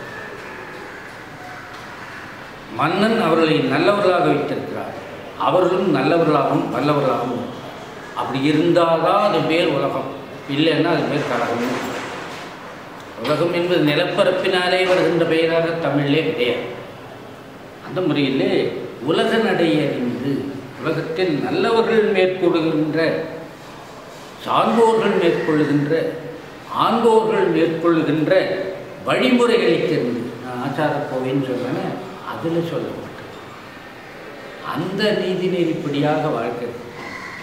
எது ஒன்றுமே சரீரத்தை நாம் வளைக்கிற வளைப்புக்கு வளைவதற்காகத்தான் இத்தனை கோடி எலும்புகளை உடம்புல இவ்வளவு நரம்பும் எலும்பும் வைத்த கடவுள் எப்படிக்கும் வளையறாப்பில் தான் வச்சிருக்கார். அந்தாட்டம் ஓடுறான், அது ரவுண்டாக்குறான் உடம்ப, எல்லாக்குறான் உடம்ப. இவ்வளவு வளைவதற்குரியது வச்சிருக்கிறதுக்கு காரணம் அந்த வளைவுக்கு மனசை நீ பக்குவப்படுத்தி வழுந்துச்சு. அது கேட்கல சார். எது எதை கேட்கறது? உள்ளே இருந்து இயக்குகிற பொறி சரியாக இயக்கணும். ஆன்மா உன்னுடைய செயல்பாடுகளை இயக்கணும். செயல்பாடுகளை இயக்குவது என்று சொன்னால் இன்ன குணத்தின்படி தான் இருக்கணும். அது என்ன இடைஞ்சல் வந்தாலும் சரி, இன்ன நேரத்தில் இன்ன நடைமுறைகளைத்தான் நாம் பயன்படுத்தணும். அதனால் எவ்வளவு இடைஞ்சல் வந்தாலும் மாற்றக்கூடாது. நீதிமுறையும் கட்டுப்பாடும் நமக்கு நாமே அட்டவணை விதித்து கொள்ளாத வாழ்க்கை வீணாப்படும். இந்த முறையிலே உலகத்து பெரியவர்கள்லாம் இல்லை, ஞானி ஐயாயிரத்து நேரத்துக்கு போனால் பூஜை பண்ணிகிட்டு இருப்பாரு. உடம்பு சரியில்லைன்னு நேற்று டாக்டர்கிட்ட வந்தார். இல்லை உடம்பு சரியில்லைன்னாலும் காலையில் எழுச்சி இப்போ 8 மணிக்கு போனீங்கன்னா ஒரு பூஜை தான் பண்ணிகிட்டு இருப்பார். போய் பார்த்தா சரியா. இந்த காய்ச்சல்லாம் உடம்புக்கு சாமிக்கு நான் காய்ச்சல் போடலாமா? இதுதான் ஒப்புரந்து உலகத்தார் எப்படி இருக்கணுமோ அப்படி இருக்கணும். ஒப்புறம் ஒழுகு என்று அடுத்தது ஓதுவது ஒழியேன், படிக்கிறத ஒழிவில்லாமல் படின்னு அர்த்தம். எங்கள் ராத்திரி இல்லாமல் படிக்கணும். அவர் வார்த்தை படிப்பதேன்னு போடல, கற்பதைன்னு போடல, ஓதுவதுன்னு போட்ட. ஓதுவதுன்னா 2 தான். ஒன்று வேதம் ஓதுதல், திருமுறைகள் ஓதுதல், அதைத்தான் ஓதுதல். அப்போ ஓதுதலுக்கும் படித்தலுக்கும் என்ன வித்தியாசம்? ஓதுதல் என்பது மனனம் செய்துவிட்டு திரும்ப திரும்ப சொல்லுதல், பலகால் சொல்லுதல். மனப்பாடம் ஆகணும்னு நிறுத்தினா அதுவும் நின்று போயிடும். நீ மறுநாள் யோசிச்சு பார்த்தீங்கன்னா வராது. ஓதுவது இறைகாரியமான வேதத்தையோ இறைகாரியமான திருமுறைகளையோ திரும்ப திரும்ப சொல்லுவேன்.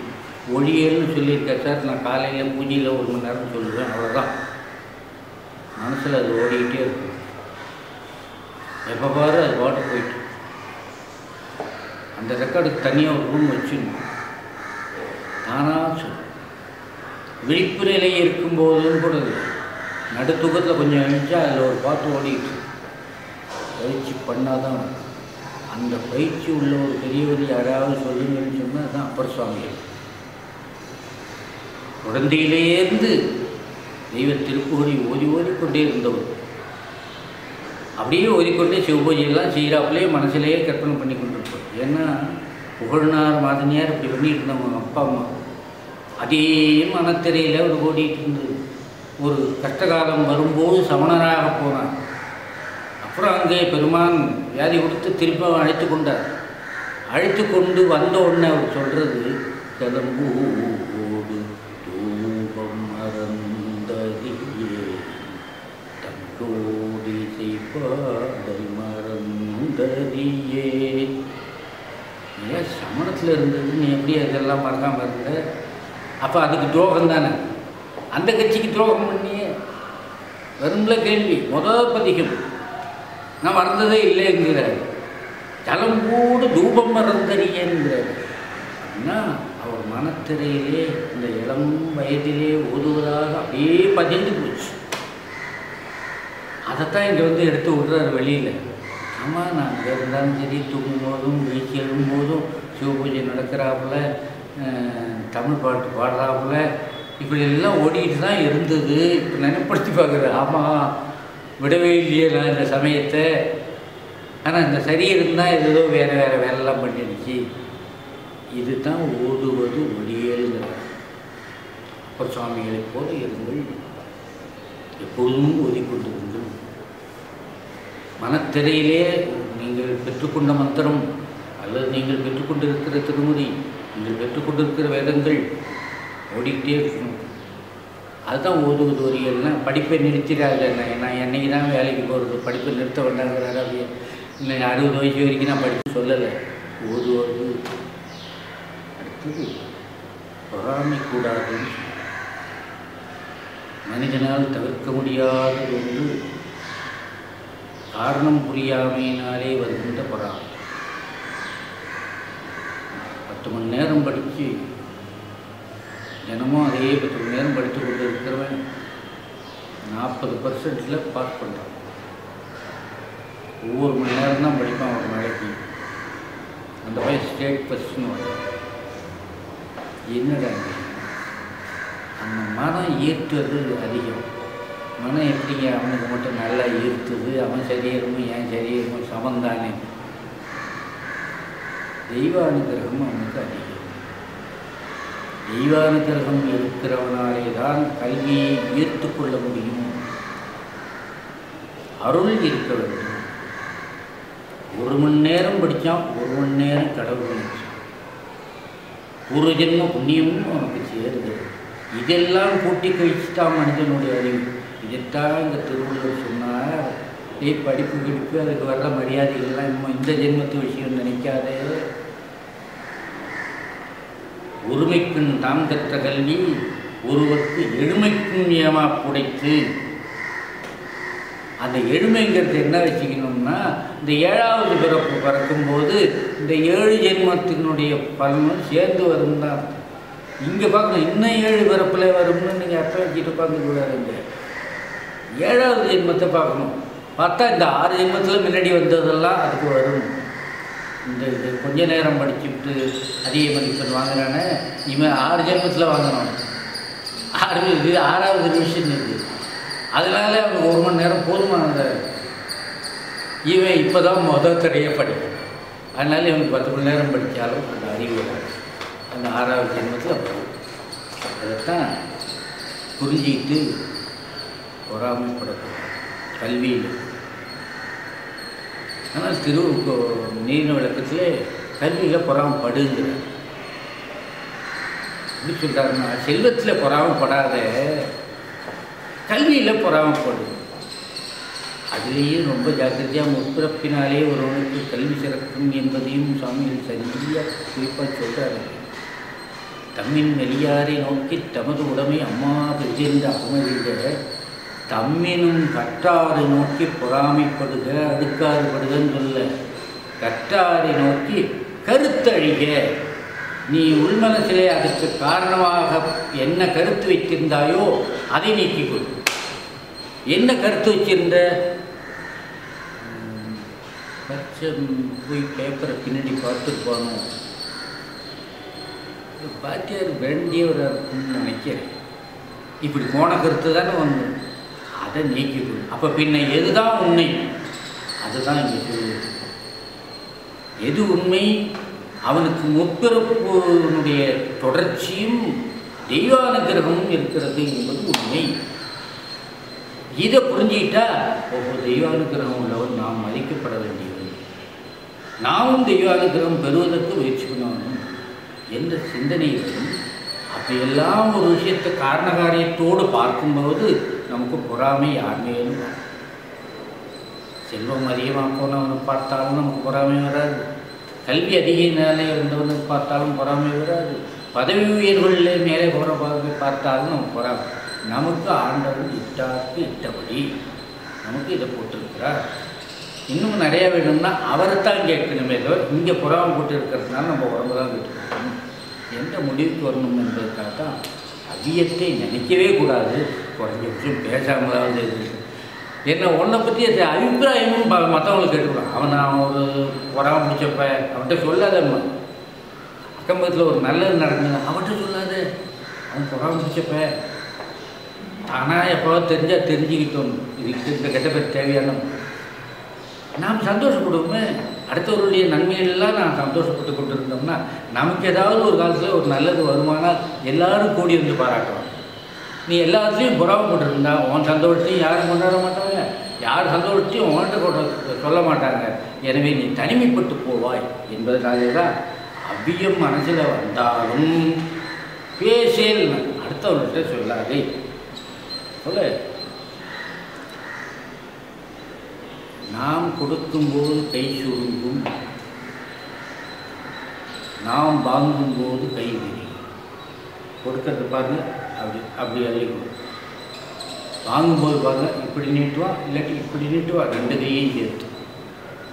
வாங்கும்போது கை விரியும், கொடுக்கும்போது கை சுருங்கும். அக்கம் உள்ளது சுருக்கல்.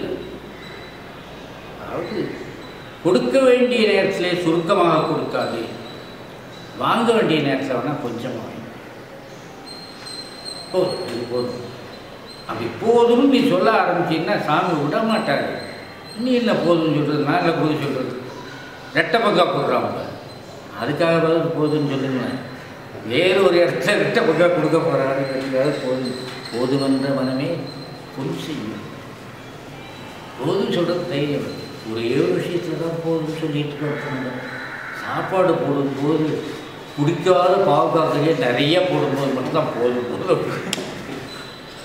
குடிக்காதான் போதுங்கிறத விட எல்லாத்தையும் போதும் சொல்லுங்க. அக்கம் சொற்கள் இது வியாபாரிகளுக்கு ரொம்ப உண்டு. வியாபாரிகளுக்கு சொல்கிறதுலே வச்சுக்கலாம். இல்லை காசு சரியாக வைக்கணும், இடங்கள் வித்தியாசமாக இருக்கும். அது ரேஷன் கடை விஷயம்னு கூட சொல்லலாம். இல்லை இடையடி குறைச்சிருக்க பொருளையும் குறைச்சிருக்கு. பரஞ்சோதியார் பாடுகிறார், கொள்வதும் மிகை கூடாது, கொடுப்பதும் குறை கூடாது, பல்பண்டம் பகர்ந்து விற்கும் ஆவண பண்பு சொல்வார். மதுரையிலே இருக்கிற வியாபாரி எல்லாம்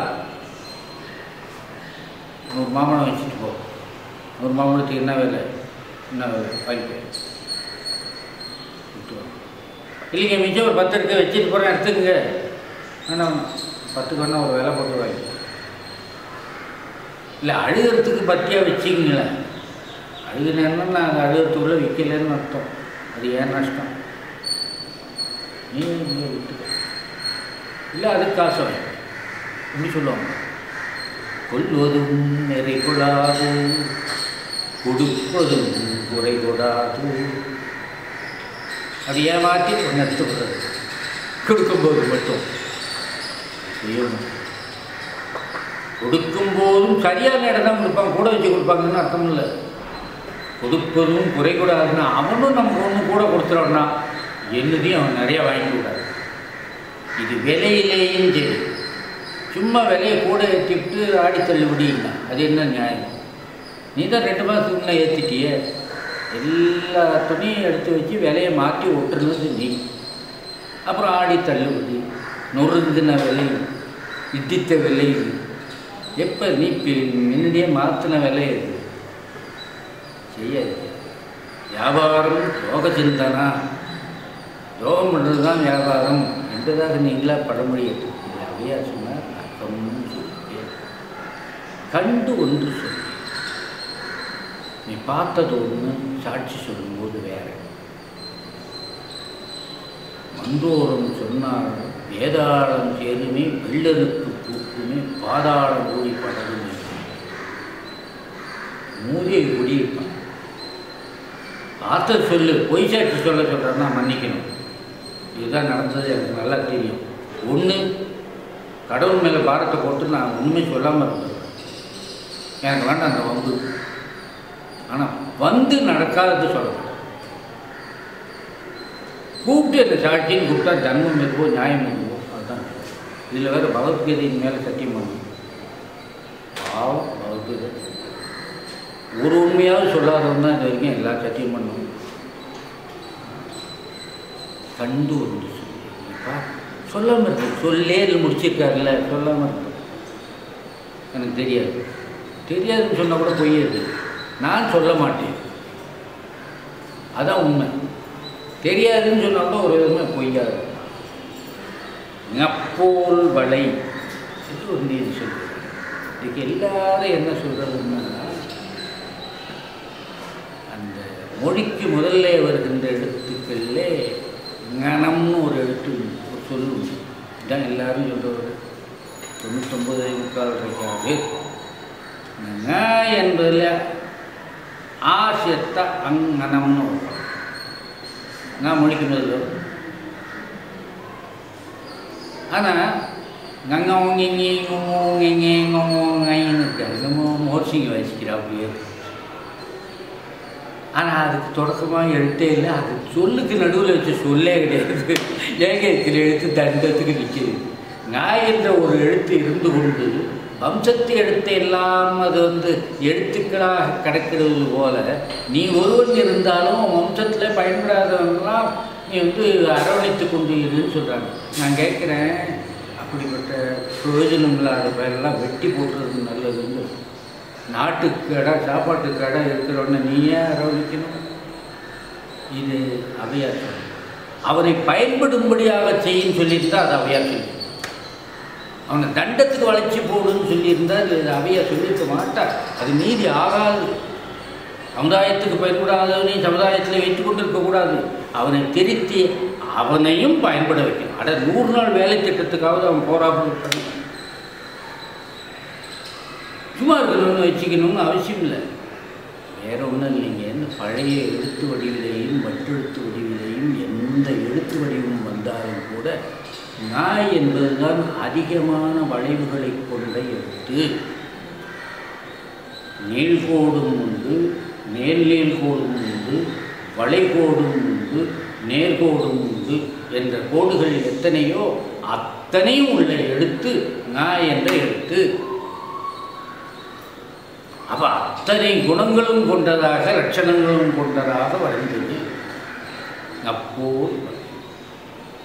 அதில் வளைவு ஒன்று வரும். நாங்கிற எழுத்துல ஞாவில் வளைவு வருத கீழே தெரியுது, சீல வளைவு வருத மேலே தெரியுது. ஆனால் ஞாவில் எந்த இடத்துல வளைவு வருதுன்னு நல்லா யோசிச்சு பாருங்க. ஒரு இடுக்கில் வரும். அதை அப்படியே மறைச்சிக்கிட்டு இருக்கும். மிச்சம் நீ பணிந்து போனாய் வளைந்து போனாய் என்பது மற்றவர்களுக்கு தெரியும். ஊரறிய உன்னுடைய மனிதத்தனத்தை அவமானப்படுத்தாது. ரோட்டில் நின்று கும்பிடாது. அது எவ்வளோதான் பெரியவங்களாக இருந்தாலும் சரி, அவங்க இடத்துக்கு போய் மரியாதை பண்ணிட்டு இதுதாங்க சுயமரியாதை வந்த இடமே. இதுதான் உண்மையான சுயமரியாதை. சும்மா எவனை பார்த்தாலும் நான் அப்படியே அடங்க மாட்டேன்னு நிற்கிறது முரட்டுத்தனம்னு போயிடுது. அது எப்படி சுயமரியாதை? சுயமரியாதை என்று நீ வளைந்தது பிறருக்கு தெரியாது. அப்பாவுக்கு, அம்மாவுக்கு, குருவுக்கு, தெய்வத்துக்கு, ஆச்சாரியனுக்கு வளை. எப்போ போகிற அப்படி ஒரு வேஷம் போட்டுறாரு. வளைந்து தெரியக்கூடாது. மற்ற இடம் கம்பீரமாக இருக்குது. உடமையான இடத்துல கடைசியில் அப்படி கம்பீரமாக நிற்கிது பாருங்க.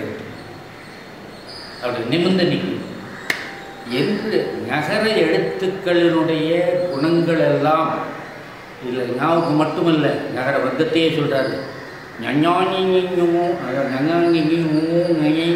இதை அத்தனையும் பாருங்கள். தமிழில் இருக்கிற எத்தனை வளவுகள் உண்டோ இந்த வர்க்கத்திலேயே பூரா வரும்.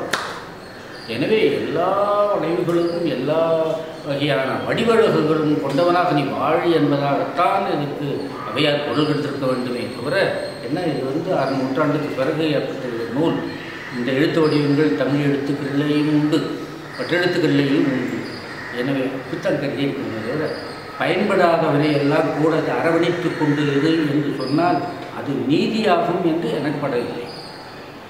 அடுத்தது சனி நீராடு. இது இந்த காலத்தில் யார்கிட்டையுமே இல்லாத சனிக்கிழமை எண்ணெய் தேய்த்து போய் இது கூட எனக்கு கருத்து வேறுபாடு உண்டு. சனி நீராடு என்று சொல்லுவது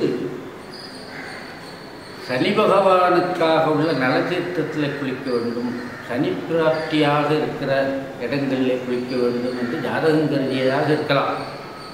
ஏன்னு சொன்னால் எண்ணெய் தேய்ச்சி குளிக்கிறதுங்கிறது வாரத்துக்கு 2 முறை, சனிக்கிழமையும் பொழுதும்.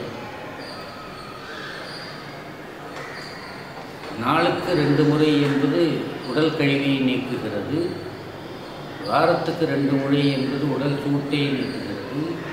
மாதத்துக்கு 2 முறை என்பது சீசன் போக்கும், ஆண்டுக்கு 2 முறை என்பது உடல் கழுவி முற்றிலுமாக நீக்க வேதி குடிக்கிறது. இதெல்லாம் பழைய காலத்து முறை சொல்லி கொடுத்துருக்கோம். நாளுக்கு 2 முறை, வாரத்துக்கு 2 முறை. வாரத்துக்கு 2 முறைங்கிறது என்ன செய்யும்? ஆனால் இவர் சொல்கிறது வாரத்துக்கு 1 முறை. எனவே இங்கேயும் அவையார் கருதியது என்ற கோள்களை எல்லாம் அவர்கள் ஒத்துக்கொண்டவர்கள் தான். நவக்கிரகத்தில் சனிப்பிரீத்தி மட்டும் செய்யாமல் விட்டு விடாதே, அதுக்கு நீராடு, சனிப்பிரீத்தி செய், அதுக்கு முழுக்க போடுறது தான் பிடிக்கும் என்பதாக ஒரு பொருள் இருக்கலாம்னு நான் நினைக்கிறேன். ஆனால் பொதுவாக எல்லாரும் சொல்வது எண்ணெய் தேய்த்து குளிக்கணும், சனிக்கிழமை எண்ணெய் தேய்த்து குளிக்கணும், ஷாம்பு போடலாமா சார்?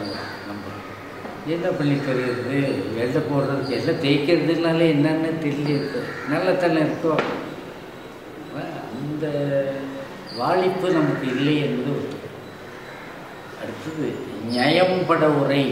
இது ஒன்றும் நியாயம் இல்லை. அது அந்த அகரவரிசையில் முதல் அகராதித்தனத்தை ஏற்படுத்தியது அவையார். அல்பபெட்டிக் ஆர்டருங்கிறது அல்பர்கள் கண்டுபிடிச்சதா இல்லை, நம்ம கண்டுபிடிச்சதா அவையார் கண்டுபிடிச்சதா. அகரவரிசையில் வரும்போது அந்த சகரத்துக்கு அடுத்து ச ஞா காங்க ச ஞா ஞா வர்றதுக்காக இந்த நியம்படன்னு இருக்கே தவிர அது நயம்பட உரை. சொல்கிற செய்தியை நயம் என்று சொல்வதற்கு கேட்க விரும்புகின்றபடி, செய்யுள் நயம் அல்ல. 3 நயம் உண்டு. ஒரு நயம் கத்திரிக்காய் நயம். மார்க்கெட்டில் கத்திரிக்காய் நயமாக இருக்குது அப்படின்னு சொன்னால் விலை குறைச்சேன்னு அர்த்தம். நயமான அது நியாயம் என்பதனுடைய திரும்பி. இன்னொரு நயம் என்பது செய்யுள் நயம். உள்ளே இன்னொரு ருசியான ஒரு தகவல் வச்சுருப்பாங்க, அதுக்கு செய்யுள் நயம்.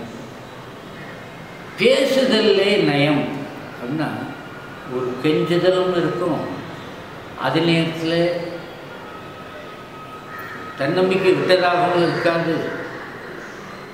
நல்ல வார்த்தை, மென்மையான வார்த்தை. இதுக்கு தான் நயமாக பேசு.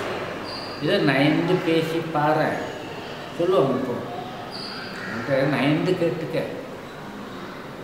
அப்போ நயந்து கேட்டுக்கிறதுன்னு சொன்னால் ஒரு பணிவும் தன்னடக்கமும், ஆனால் தன்முனைப்பை விட்டு கொடுக்காத தன்மையும், சுவையான வார்த்தைகள், அதுதான் ரொம்ப முக்கியம்.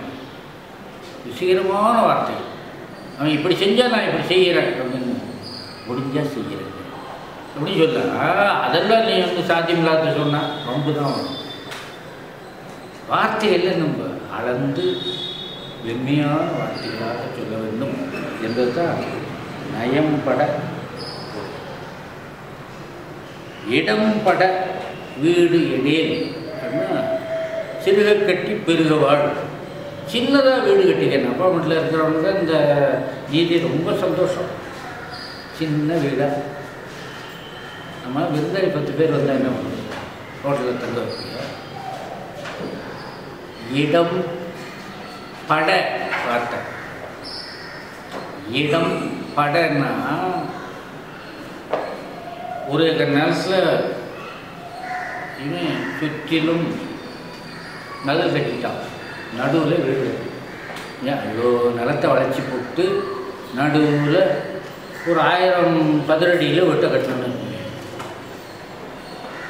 மீதி இடம் வீடாகுது இல்லை. வீடாகத்தை நீ விவசாயம் பண்ண முடியாது, எல்லாம் வீட்டுக்கு ஒரு விவசாயம் பண்ணுவான். இதை மது போட்டி. இடம் பட அப்படின்னா வீணாக கிடக்கும்படியாக வீடு எடேல். இதுதான் அதுக்கு நியாயமாக இருக்கும். ஏன்னா வீணாக கிடக்கும்படியாக வச்சா விவசாயத்தை இங்கெடுத்த நீ இல்லை மரம் மட்டையெல்லாம் போட்டுக்கலான்னா அதை மரமெல்லாம் வைக்கிறதுங்கிறது கொஞ்சம் தொலைவாக 1 2 வைக்கலாம், அவ்வளோதான். எதுவாக இருந்தாலும் அந்த இயற்கையில் நம் பூங்காற்றுகள் வரும்படியாக தான் வீட்டு பக்கம் வைக்கணும். ஏதோ இப்போ ஏதோ காலகட்ட காலத்தில் தென்னை மரம்லாம் வீட்டுக்குள்ளேயே வைக்கிறோம். அதெல்லாம் தோப்பில் தான் இருக்கணும். தோப்பு மரம்னே பேர் இருக்கலாம், காட்டு மரம்னே பேர். இளங்காடு, இல்பக்காடு, எதை வேணாலும் வீட்டு எல்லையில் வச்சிடக்கூடாது. ஏன்னா அதில் குரங்கு வரும், பாம்பு வரும், பல்லி வரும், எல்லாம் வீட்டுக்கு. மழை அதிகமாக போச்சுன்னா இதெல்லாம் வச்சு. எனவே என்ன வைக்கணும்னா பூச்செடிகள் தான் சுற்றிலும் அழகாக வச்சு. ஏன்னா பூஜைக்கு அவசரமாக பூ எடுக்கிறது, மற்றதெல்லாம் தனி நிலமாக வச்சுட்டு அந்த நிலத்தில் பயிரிட்டு கொடுக்குது. மரப்பட்டெல்லாம் வீட்டில் மாமரம்லாம் வைக்கக்கூடாது, அந்த காலத்து வழக்கம் இல்லை. சோலைகளை தனியாக உருவாக்கி வைத்துக் கொள்வாங்க. அது பின்பக்கத்தில் நெடுந்தொலைகளே சோலைகள், செய்குன்று, இளமரக்கா இப்படிலாம் சொல்கிறாங்கல்ல, மலையாட்டமே செஞ்சு வச்சுருப்பாங்க. இது வீட்டுக்கு பின்புறத்தில் தனியாக வச்சுருக்காங்க. குளம், கடை, வீட்டுக்கு குளத்திலே பின்பக்கத்திலே, கடை தொலைவிலே அந்த இடம், அதுதான் புழக்கடைன்னு. அதில் இவன் மட்டும்தான் புழங்குவான். ஏன்னா இவன் அதுதான் புழங்கடை, புழங்கும்படியான இடமும் அதுக்கு போகணும். இப்போ புழக்கடையும் இல்லை, கடற்கடையும் இல்லை, அத்தனுடைய இடத்த வாங்கிட்டு அதுக்குள்ளேயே தென்னை மரம், வாழை மரம், மாமரம் அதெல்லாம் வைக்க முடியாது. உங்களுக்கு தேவைக்கு பயன்படுகிறது, நாட்டுக்கு நல்லது, மரங்கள் வளர்க்குறது நல்லது. நிலம் வாங்கிய மாதிரி இந்த இடத்துல பூச்செடிகளோ மற்றதோ பெரும் ஆபத்தான பாம்பு, பள்ளி எல்லாம் நுழையாத அந்த போல் செடி கொடிகள் தான் வளர்க்க வேண்டும். அதனால் இடம் படனா இடம் வீணாகும்படியாக வீடு எடு. உன்னுடைய இடம் இன்னொருத்தருக்கு பயன்படுமே, அவ்வளோ பெருசு நீ ஏன் வளைச்சி போடுற, இன்னொருத்தருக்கு பயன்படும். அதனால் 5 கிரவுண்டு 6 கிரவுண்டு வாங்கிட்டு நீ 1/2 கிரவுண்டில் வீடு கட்டுறதெல்லாம் கூடாது என்பது போல ஒரு கருத்து தான் அதில் வச்சிருக்க வேண்டுமே தவிர, சின்னதாக என்ற பொருள் சிறு கட்டி பெருக வாழ்ந்தது வீடு கட்டுறது சொல்லலை. சிறு அளவாக மூட்டை கட்டி தான் அந்த காலத்தில் பணத்தை வச்சுருப்பாங்க. சிறுக கட்டி பெருக, அதாவது வர்ற வருமானத்தில் கொஞ்சம் கட்டி வச்சிரு, வர்ற வருமானத்தில் கொஞ்சம் சேமிச்சுக்கேங்கிறது தான் அதனுடைய பொருள். இப்படியான தத்துவமான தொடர்கள் இணக்கமறிந்து இணங்கு. என்ன ஒருத்தனோடு சேருவதற்கு முன்பாக அவன் எவ்வளவு நமக்கு இணக்கமானவன், கல்வி, சூழ்நிலை, பரம்பரை இதெல்லாம் பார்க்கணும். இல்லாமல் உட்காந்து படையக்கூடாது. இப்போ யாரை பார்த்தாலும் ஃப்ரெண்டுங்க எடுத்தெடுப்பில் வார்த்தையாவது அது வர்றது பல வருஷங்கள் கழித்து வர வேண்டிய வார்த்தை. கோப்பிரஞ்சோரும் விசிராந்தியாரும் அத்தனை ஆண்டுகள் கழித்து சாகும்போது தான் அதை சொல்கிறாங்க. அந்த அடியுரை என்னன்னே எப்போ சொல்கிறாங்க, கடைசியில் 12 காலம் பார்க்காமலும் கேட்காமலும் கூட நட்புங்கிறது வரும். இது எடுத்தெடுப்பில் முடிஞ்ச பார்த்தோன்னே ட்ரெயின் நட்டு, ட்ரெயினில் என்னை போய் எப்போ ஏறினேன் எப்போ இறங்கினேன் இதுக்குள்ளே எப்படி உனக்கு நட்பு வந்துடும். அது பேர் நட்பா? இது நட்பு இல்லை, அதுக்கு பேர் இல்லை, பழகுதல்னு பேர். பழக்கமானவர், தெரிந்தவர், அவன் முகம் எனக்கு தெரியும், அந்த அளவுக்கு இருக்குது. அப்போ இணங்குதல் என்பது ஒருவருக்கொருவர் பின்னிப்படைகளாகிய நட்பின் அடிப்படை குணம். அப்போ அறிந்து இணங்குதல். இப்போ அறிய வேண்டியது என்னென்ன உண்டோ எல்லாத்தையும் தெரிஞ்சுக்க, அவனை பற்றி பூர்வ விஷயம் தெரிஞ்சுக்க. வேலூரில் இருந்தவனா பாளையங்கோட்டில் இருந்தவனா தெரியாமலே பழகிறாரு. எல்லாத்தையும் தெரிந்து அதற்கு பிறகு நட்பு என்று சொல்லுவது உச்சபட்சமான. இனிமேல் அவனை பற்றி எனக்கு சந்தேகம் இல்லை, என்னை பற்றி அவனுக்கு சந்தேகம் இல்லை என்ற போது 2 பேர் தான் இருக்கலாம் ஒரு வாழ்க்கையில். ஒருத்தருக்கு நட்பு 998 பேரை உட்காந்துருந்து இந்திய ஜனத்தொகையே நட்புங்கிற நண்பர்களே இருக்கிறான் மேடையிலே. அங்கே உட்காந்து 2000 பேர் 2000 பேர் உனக்கு எப்படி நண்பனாக என்ன பொழுது? நட்பு என்பது 2 பேர் தான். அறிந்து செல்வம் உடையானாம் அழகை பறியான் தோழமை கொண்டு உழந்த கல்வி உடையான் ஒருவன் வேண்டும் என இருந்து துறந்த முனிவர் தொடும் பறவை துணைவாக நினை தோழமை கொண்டனன் சிறந்த அறிவு வடிவமாய் திகழும் பெருமானை. சாமிக்கே 2 பேர் தான் நண்பரான். ஒருத்தன் குபேர, இன்னொருத்தர் சுந்தரமூர்த்தி சாமி. 2 பேர் தான் நண்பர் தான். அந்த 2 நண்பரும் எப்படி இருக்குன்னா, ஒருத்தன் பணக்காரனாக இருக்கணும், ஒருத்தன் அறிவாளியாக இருக்கும். ஒரு பணக்கார நண்பன் ஒரு அறிவாளி இருந்தான், அப்படிதான். சார் நம்பர் 2மே இல்லாதவன் ஒன்று அவன் நண்பன் சொல்ல மாட்டான். நீ இந்த பணக்காரில் ஒரு ஆளாக இருக்கோ அல்லது அறிவாளியாக ஒரு ஆளாக இருக்கும். அப்படி இணக்கம் அறிந்து இணந்து தந்தை தாய் கேள் என்றாலையும் தந்தையையும் பேண வேண்டும். ஏன் சார் தாய் தந்தை பேணுனா நல்லா இருக்கு. தாயைத்தானே எனக்கு முதல்ல தெரியும். தாய் காட்டினப்புறம் தானே எனக்கு தந்தைன்னு தெரியும். தாய் யாரையோ ஒருத்தர் காட்டி இவன் தந்தைன்னு சொல்லியிருந்தாங்கன்னா நான் நம்பியிருப்பேன். இது வரைக்கும் அப்பா அப்பான்னு நல்லா உதட்ட அசைச்சி காட்டி என்னை காட்டினதுனால தானே நான் அப்பா. அவள் கருணையினால் தான் நான் அவனுக்கு அப்பா. இப்போ தாய் தான் சொல்ல. தாயிற் சிறந்தவர் கோயில் அம்மாவை தான் நம்ம இங்கே பேணத் தகுந்தவர்கள் என்பது தந்தை வயிற்றிலே 2 மாதம் இருந்த பிறகுதான் தாய் வயிற்றிலே நாம் வளர்கிறோம். திருமூலர் சொல்லியிருக்க கர்ப்பக்கிரியை என்ற பகுதியில் சொல்கிறார். 2 மாதம் தந்தை வயிற்றிலே இருந்த ஒரு உயிரணு தான் தாய் வயிற்றுக்கு வரும்போது தருவார்கள். அதனால் தந்தைக்கு வேற ஒரு காரணம் இல்லை. சீனியாரிட்டி அப்படி பார்க்கும்போது அவங்க வயிற்றில் தானே நம்ம 2 மாதத்துக்கு முதல் 2 மாதம் இருந்தோம். எனவே தந்தை தாய் பேணுதல் என்று சொல்வது அவர்கள் என்ன நினைக்கிறார்களோ ஆசைப்படுகிறார்களோ அதன்படி நடந்து கொள்வது, அவர்களுக்கு என்ன தேவையோ அதை நாம் செய்து கொடுப்பது என்ற அளவிலே பேணுதல்